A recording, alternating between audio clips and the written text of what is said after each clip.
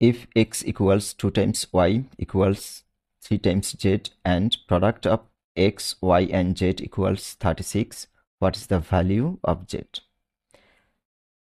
x, y এবং z এর গুণফল প্রোডাক্ট হচ্ছে 36। আমাদেরকে z এর মান বের করতে হবে। এই ইকুয়েশনে x এবং y এর মান যদি আমরা বসিয়ে দিই তাহলে আমরা z এর মান বের করে ফেলতে পারবো। x এর মান বসাবো আমরা 3z, আর 2y এর মান হচ্ছে 3z, সেখান থেকে y এর মান হচ্ছে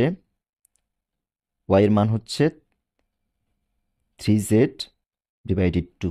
আমরা এখান থেকে x এবং y এর মান এখানে এই ইকুয়েশনে বসালে z এর মান বের করে যাবে।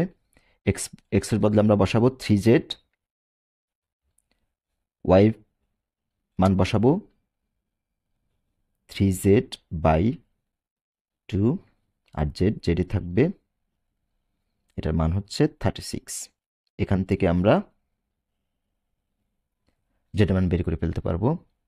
এখানে z এবং z যদি মাল্টিপ্লাই করি আমরা সেটা আসবে z কিউব,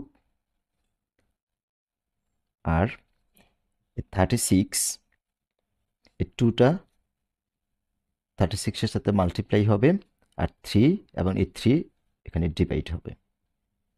3 টাইমস 3 হচ্ছে 9। 36কে যদি আমরা 9 দ্বারা ডিভাইড করি তাহলে 4 এখানে আসবে 4। তাহলে আমাদের z কিউবের মান আসতেছে 8। z কিউবের মান যদি 8 হয় তাহলে z এর মান হবে 2, কারণ 2 এর উপরে কিউব হলে সেটা হচ্ছে 8। তাহলে কোশ্চেনটির অ্যান্সার হচ্ছে the value of z is 2। এই কোশ্চেনটির অ্যান্সার হচ্ছে এই।